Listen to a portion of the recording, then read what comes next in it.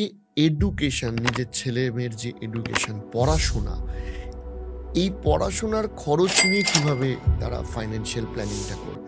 আমরা প্র্যাকটিক্যালি দেখেছি যে কি হয়। দেখুন, একজন মানুষ তিনি তো শুধু বাচ্চার এডুকেশন নিয়েই পড়ে আছেন তা তো নয়, তার ওই লাইফটাতে তো প্রচুর ধরনের রিকোয়ারমেন্ট আসছে। তা এবার আর্জেন্ট যেটা সেটাকে তো আগে মেটাতে হবে। এবার যখন তার অ্যাকচুয়াল এডুকেশন কস্টের জন্য টাকাটা লাগবে, তখন তার কাছে সেভিংস অ্যাকাউন্টের টাকাটা পুরোটা নেই বা নেই, কিছুই নেই। এবার তাকে তখন কি করতে হচ্ছে? লোন করতে হচ্ছে। যদি ছাত্রছাত্রীদের নামে এডুকেশনের লোনই পাওয়া যায়, তাহলে আলাদা করে আবার আগাম প্ল্যান কেন করবো? তখন তো লোন পাওয়াই যাবে। তো কেন লোন আর কেন এটা অ্যাকচুয়াল কি জানেন তো? এই যত কিছুই বোঝানো হোক, যার কোনো সেইভাবে মেন্টাল ক্ল্যারিটি থাকবে না, তাকে কিন্তু মানে সারা জীবন যার মেন্টাল ক্ল্যারিটি আছে, যার প্ল্যানিং আছে, তার জন্য কাজ করে যেতে হবে।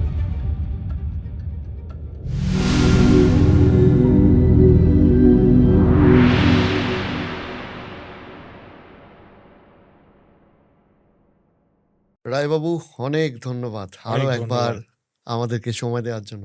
তো যাই হোক, আপনার আগের পডকাস্টে আপনার সাথে যেটা হয়েছিল, সেটায় মানুষের যে রিয়াকশন এবং তাতে বোঝা গেছিল যে মানুষ এই ফাইন্যান্সিয়াল জগৎ সম্পর্কে আরো অনেক বেশি বাংলায় জানতে চায়, শিখতে চায়। এবং সেই জায়গায় দাঁড়িয়ে যারা খুব সিরিয়াস এই বিষয়ে, তারা অনেকেই, ধরুন আজকে যাদের এজ 35, তারা অনেকেই এবার একটা বিষয় নিয়ে খুব সিরিয়াস হয়ে যাচ্ছে। সেটা হচ্ছে তাদের যে সন্তান হয়েছে, হয়তো তারা সদ্য ভূমিষ্ঠ হয়েছে বা হবে, তাদের আজ থেকে 15-20 বছর বাদে গিয়ে যে এডুকেশনে একটা হিউজ খরচা থাকে, এবং সেই খরচাটা এতটাই খরচা যে আজকে যারা স্কুলে আছে সেখান থেকেও প্রচুর খরচা থাকে।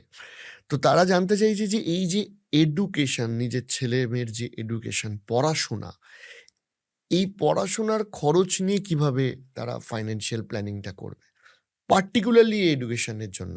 তো খুব ভালো কোশ্চেন এটা, যে এডুকেশন, বাচ্চাদের এডুকেশন মানে লোয়ার এডুকেশন কস্ট প্ল্যানিং, ব্যাপারটা এরকম। তো দেখুন, একটা টাইমে না জেনারেলি আমি দেখেছিলাম যে আমরা দেখেছিলাম পেরেন্টসদের তার ছেলে মেয়েদের হায়ার এডুকেশনের প্ল্যানিং নিয়েই মাথা খারাপ করতে।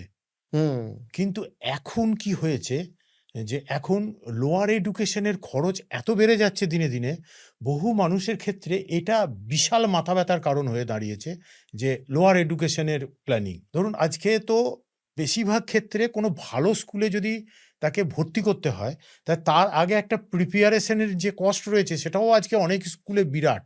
সেটা বিরাট, এবং বহু মেট্রো শহরে বিশেষ করে, বা আজকের ডেটে গ্রামাঞ্চলেও ইংরাজি মাধ্যম যে প্রাইভেট স্কুল এসছে, সেখানে মান্থলি ফিস এবং সেখানে যে যাতায়াতের খরচা, যেটা একসময় আমরা হয়তো ট্রেনে, বাসে বা অটোতে চলে গেছি, একদম তাই। এখন ইংলিশ মিডিয়ামগুলোতে সব জায়গায় বাস অ্যাভেলেবেল নেই, প্রচুর জায়গায় প্রাইভেট কারে যেতে হয়, সেটাও একটা বিশাল বড় খরচা। একদম ঠিক বলেছেন। এবার ধরুন কেউ একজন ওই প্রিপারেশন কস্ট নিয়ে স্কুলে ভর্তি হলো, তাহলে এই যে একটু আগে আপনি বলছিলেন, শুধু যাতায়াত খরচা কি, অ্যাডমিশন ফি, session charges, private tutor, books, digital device থেকে আরম্ভ করে লিস্ট শেষ হবে না, প্রচুর। তো হিউজ খরচা। আর প্রাইভেট টিউশন আজকে তো মোটামুটিভাবে প্রত্যেক সাবজেক্টের জন্য টিউটার মোটামুটি কম্পালসারি প্রায় অনেক ক্ষেত্রেই। এবার তো এই যে এডুকেশন, লোয়ার এডুকেশনের এই যে খরচ, এত খরচ, এবার সাধারণ মানুষ কি করেন এটার জন্য? কোনো যাদের প্ল্যান করতে হয় এটা জানেন না বা প্ল্যান নেই, তারা মেনলি কি করেন, ব্যাংকের সেভিংস অ্যাকাউন্টই তাদের ইনকাম থেকে এক্সপেন্সেস হয়ে গেল কিছুটা রেখে দিলেন ওখানে, যে যখন মাসের মাইনে আসবে দিয়ে দেবো ওখান থেকে। খুব ভালো, কোনো অসুবিধে নেই। আমরা প্র্যাকটিক্যালি দেখেছি যে কি হয়। দেখুন, একজন মানুষ তিনি তো শুধু বাচ্চার এডুকেশন নিয়েই পড়ে আছেন তা তো নয়, তার ওই লাইফটাতে তো প্রচুর ধরনের রিকোয়ারমেন্ট আসছে, বিভিন্ন ধরনের রিকোয়ারমেন্ট আসছে। তা এবার আর্জেন্ট যেটা সেটাকে তো আগে মেটাতে হবে। বাচ্চার এডুকেশন ফিসটা ওটা একটা ইম্পর্টেন্ট। যখন মাসের শেষে ফিসটা চাইবে বা 6 মাস অন্তর চাইবে, তখন ওটা আর্জেন্ট হয়ে যাবে। তার আগে ওই যেখানে টাকাটা রয়েছেই যখন আমার ব্যাংক সেভিংস অ্যাকাউন্টে, তাহলে আমি এখন এখান থেকে নিয়ে কাজে লাগিয়ে দিই, পরে দেখা যাবে যখন হুম অসুবিধা হবে তখন চালিয়ে নেবো। এইটাই কিন্তু বেশিরভাগ মানুষ করে আসছেন। কেউ কেউ একটু বেশি কি করেছেন, ব্যাংক সেভিংস অ্যাকাউন্টের থেকে শর্ট টেনিওরের ফিক্সড ডিপোজিট করে দিয়েছেন, যাতে আমি 6 মাসের পরে লাগবে, অত 3 মাসের ফিক্সড ডিপোজিট, 6 মাসের ফিক্সড ডিপোজিট, এরম এর বেশি কিচ্ছু না। হুম তো এই ক্ষেত্রে এই জন্যে কি ঘটনাটা ঘটছে তখন, এবার যখন তার অ্যাকচুয়াল এডুকেশন কস্টের জন্য টাকাটা লাগবে, হুম তখন তার কাছে সেভিংস অ্যাকাউন্টের টাকাটা পুরোটা নেই বা নেই, কিছুই নেই। এবার তাকে তখন কি করতে হচ্ছে, লোন করতে হচ্ছে, পার্সোনাল লোন বা এই ধরনের বিভিন্ন লোনে মানুষ প্রথম জড়াচ্ছে কিন্তু এইভাবে কারণ স্কুলের ফিস তো দিতেই হবে, এটা বাবা মায়ের কাছে একদম খুব সফট ইস্যু। তো এবার তখন তাকে কিন্তু লোনে জড়াতে হচ্ছে। হুম এই রকম করেই প্রথমে মানুষজন লোনে হুম জড়ান। হুম এবার অ্যাকচুয়ালি দেখুন, যদি দেখেন যে কীরকমভাবে খরচটা বাড়ছে, পার্সেন্টেজ বললে কেউ বুঝতে পারবেন না। আমি একটা আমার এক্সপিরিয়েন্স থেকে যেটুকু দেখেছি সেটা বলে আন্দাজ মতন বলার চেষ্টা হুম করছি। ধরুন, যে সমস্ত এই প্রাইমারি মানে বাচ্চাদের স্কুলগুলোতে 2015 সালেও অন্তত ওই 25-30 হাজার টাকাতে চলতো এরকম যে স্কুল, একটু একটু নিচের দিকে স্কুলে, তো সেগুলো 10 বছর পর 2025 যখন এলো, তখন দেখা গেল ওইগুলোর খরচা প্রায় বেড়ে দাঁড়িয়ে গেছে প্রায় 70-80 হাজার আরো টাকা। বেশি। এবার সেইটাই আরো 10 বছর পর 2035-এ তাহলে কত যেতে পারে? না, বর্তমানেই আরো অনেক বেশি। এবার যদি একটু মিডিওকার স্কুল, এটা তো আমি মিডিওকার স্কুল বললাম, একটু যদি ওপরের দিকে স্কুলে যাওয়া হয়, তাহলে ওটা তখন 2015 সালে ছিল 1 লাখ টাকার কাছাকাছি, সেইটা আজকেই এসে গেছে প্রায় 2-2.5 লাখ টাকা অ্যানুয়ালি। এবার 2035-এ ওর ভ্যালু কত যেতে পারে? 5.5-6 6 মিনিমাম। মিনিমাম। এবার যেগুলো ইন্টারন্যাশনাল স্কুল, হুম যেগুলো 2025-এ ওই ধরুন 5.5-6 লাখ টাকা লাগছিল, তাদের কাছে তো 10-12 লাখ টাকার মিনিমাম লাগবে। তো এই হারে বাড়ছে। এবার একজন পেরেন্টস, তার ইনকাম কি এই রেটে বাড়ছে?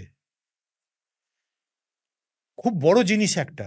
এবার যদি তিনি প্ল্যানিং করে না রাখেন, তাহলে কি করে ব্যাপারটাকে সামলাবেন? এটা ভাবার দরকার আছে অবশ্যই। এবার বিভিন্নভাবে প্ল্যানিং করা যেতে পারে।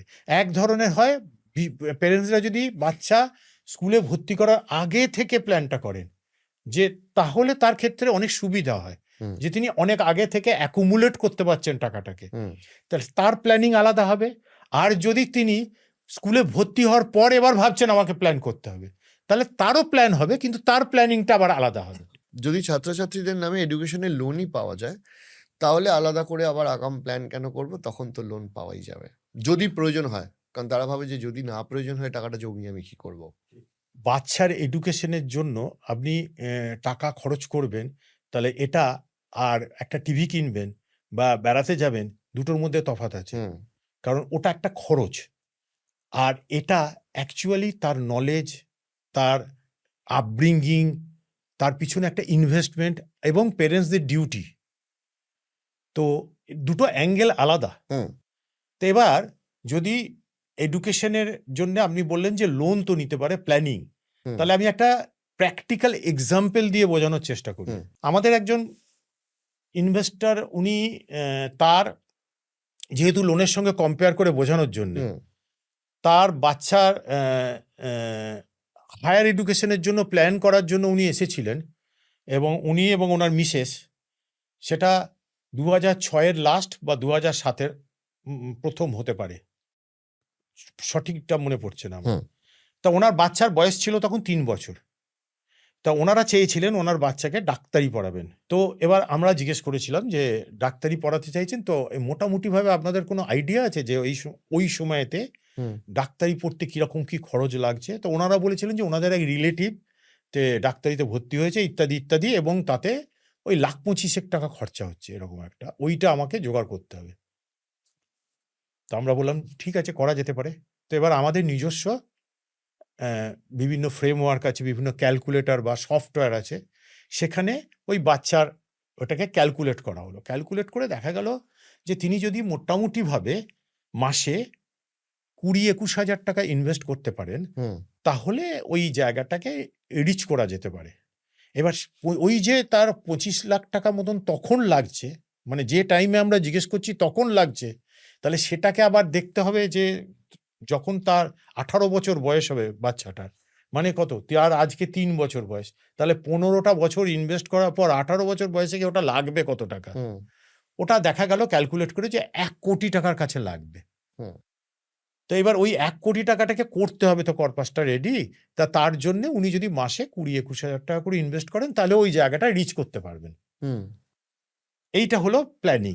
এবার কেউ ভেবে নেবেন না যেন যে তার মানে এই কোনো একটা চাইল্ড এডুকেশন ফান্ড বা কোনো একটা এরকম ধরনের ফান্ডে ইনভেস্ট করে দিয়ে ব্যাপারটা হয়ে যাচ্ছে, বা একটা ক্যালকুলেটারে ক্যালকুলেট করে নিলেই এই জায়গাটা হয়ে যাবে। এই এইটা যেন ভুলভাবে না কেউ ব্যাখ্যা করেন, আমি এটা বোঝাতে চাইছি না। হুম এইটা ডিটেলে যদি বলতে হয় সেটা তো আরো অনেক কিছু হয়, কারণ এইভাবে কিন্তু গোল ফুলফিল হয় না। কারণ একটা ক্যালকুলেট করে নিলাম আমি, এটার মধ্যে অনেক কিছু আছে। ধরুন এর ক্ষেত্রে আমরা যখন করেছিলাম, তখন এই যিনি পেরেন্টস ছিলেন তাদের আগে একটা আমাদের প্রোফাইল তো বানিয়েছিলাম, ইনভেস্টর প্রোফাইল, মানে তার ইনকাম সোর্স কোত্থেকে আসছে, হুম তাদের এক্সপেন্সেস কি আছে কি না, ইত্যাদি ইত্যাদি। তারপর তাদের একটা এমার্জেন্সি ফান্ড তৈরি করে দেওয়া হয়েছিল। তাদের আরো অনেক গোল ছিল, এবং তার সঙ্গে এই একটা এডুকেশন গোল ছিল, তাদের একটা এমার্জেন্সি ফান্ড বানানো ছিল। এটা খুব ইম্পর্টেন্ট, কারণ যদি কালকে এই এডুকেশন গোল তিনি ক্যালকুলেট করেছেন করে ঠিক 20-21 হাজার টাকা করে চালাচ্ছেন, হুম এমার্জেন্সি সিচুয়েশন তো বাচ্চার এডুকেশনের জন্য ওয়েট করবে না, হুম সে তো আসবে যখন খুব দরকার হবে। এবার তখন যদি সেটা না থাকে, তাহলে ওই এডুকেশন ফান্ড থেকে টাকাটা নিয়ে এবার ওই এমার্জেন্সিটা মেটাতে হবে, তাহলে তো আর ওটা জীবনেও ফুলফিল হবে না। সেই জন্য ফার্স্ট আগে এমার্জেন্সি ফান্ডটাকে তার জন্য করা হয়েছিল। হুম তারপর তার রিস্ক প্রোফাইল তৈরি করা হয়েছিল, যে তারা কতটা রিস্ক নেওয়া উচিত, তাদের কতটা রিস্ক এলিজিবিলিটি তাদের রয়েছে, ইত্যাদি এগুলো। তারপরে তার অ্যাসেট অ্যালোকেশন স্ট্র্যাটেজি, তার যে গোলগুলো চলছে সেই গোলগুলো মনিটর করা ঠিক করে, কিভাবে প্রোগ্রেস হচ্ছে, তার প্রোগ্রেসটার মধ্যে আর কি করা দরকার, ইত্যাদি ইত্যাদি।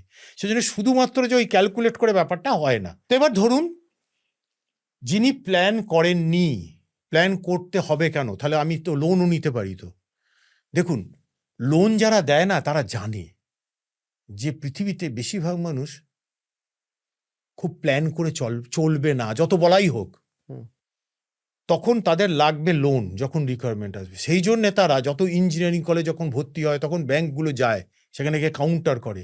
যখন ম্যানেজমেন্টেরই হয়, সেখানে যে ব্যাংকগুলো যায়, কারণ তাদের প্রোডাক্টটা ওই সময়তেই ডিমান্ড আছে এদের, কারণ এনারা প্ল্যান করতে পারেননি সামহাউ, যে কোনো কারণেই হোক, বা প্ল্যান করার কথা ভাবেননি। তো এবার যদি কেউ লোন নেয় তাহলে কি হবে দেখুন, একই কম্প্যারিজমে যেতে হবে। এই ছেলেটি তো লোন নেননি, কিন্তু এবার এর ক্ষেত্রেই যদি হতো লোন নিত, তাহলে ওনাকে কত টাকার লোন নিতে হতো? 1 কোটি টাকা ওই দিনে লোন নিতে হতো হুম ডাক্তারি পড়ার জন্য।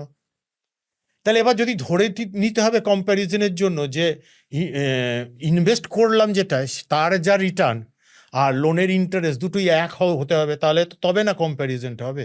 অ্যাপেল আর অ্যাপেলের তো কম্প্যারিজন হবে।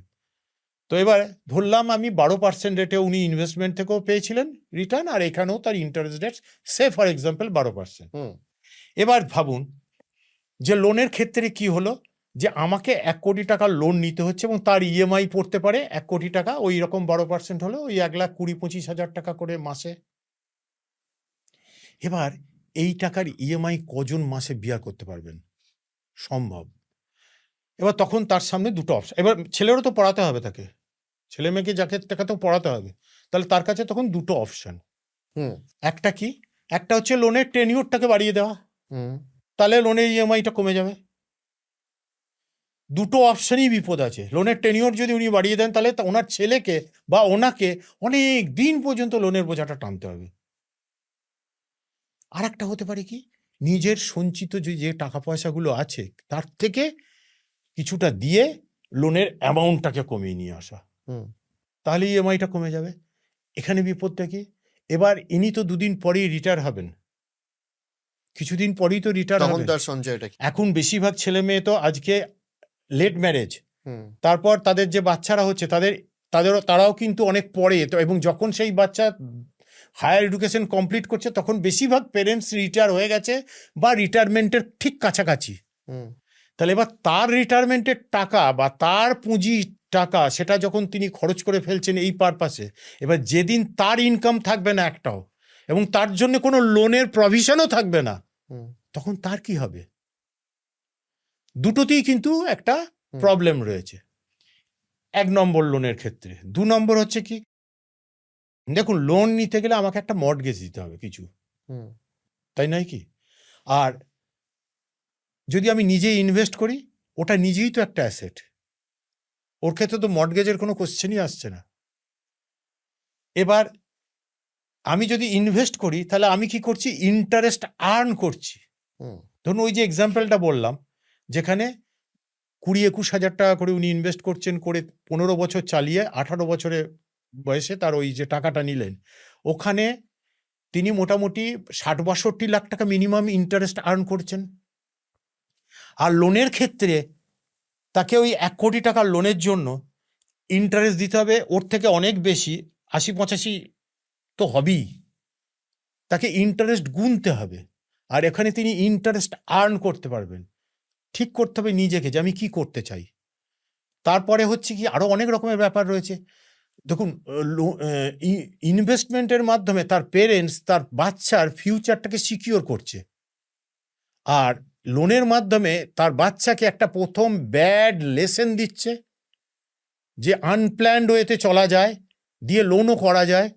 দ্বিতীয় নাম্বার হচ্ছে যে ওই বাচ্চাকে তার লোনের একটা বড় ট্র্যাপে জড়িয়ে দেওয়া হচ্ছে যখন সে ইনকাম করবে তখন। অনেকগুলো ব্যাপার রয়েছে এরকম। তারপরে ধরুন আরও যদি বলা যায় যে এই লোনের সঙ্গে এটা, লোনের যদি কোনো কারণে ডিফল্টার হয়, একটা মাসেরও ইএমআই ডিফল্টার হয়, তাহলে তাকে কম্পাউন্ড ইন্টারেস্ট পে করতে হুম হবে। তার মাথায় একটা চাপ থাকছে যে মাথায় আমাকে একটা বেরিয়ে বিরাট চাকরি চাপ। করতে হবে। হ্যাঁ আর ইনভেস্টমেন্টের ক্ষেত্রে সে কম্পাউন্ড ইন্টারেস্ট আর্ন করছে, হুম যেটাই তাকে অত বড় টাকাটা দিচ্ছে। তো কেন লোন আর কেন এটা অ্যাকচুয়াল কি জানেন তো, এই যত কিছুই বোঝানো হোক, হুম যার কোনো সেইভাবে মেন্টাল ক্ল্যারিটি থাকবে না, হুম তাকে কিন্তু মানে সারা জীবন যার মেন্টাল ক্ল্যারিটি আছে, যার প্ল্যানিং আছে, তার জন্য কাজ করে যেতে হবে। এটা কিন্তু ইউনিভার্সাল রুল। Universal rule. এবং মানে অনেক লোক এটা, আমি মানে জানি না এটা কেন বলে, খুব গর্ব করে বলে যা হবে দেখা যাবে। আলটিমেটলি তারাই ভুক্তভোগী হয়। মানে বিভিন্ন সময় আমরা যখন হসপিটালে বিভিন্ন কারণে যাই বা যেখানে যেখানে আসলে মানুষে বিপদে পড়ে যায়, যে কোনো কোর্ট হোক, কোনো হসপিটাল হোক, যদি একবার মানুষ মানে বছরে একবার করেও সেখানে ভিজিট করে, তাহলে বুঝে নিতে পারবে যে ফাইন্যান্সিয়াল প্ল্যানিং কতটা ইম্পর্টেন্ট। একদম ঠিক কারণ আমি বলেছেন। বহু মানুষকে দেখেছি হাউ হাউ করে কাঁদতে, তার নিকটাত্মীয় অসুস্থ, কিন্তু একদম সে কিছু করতে পারছে না কারণ তার হাতে ওই সময় কোনো টাকা নেই। টাকা নেই।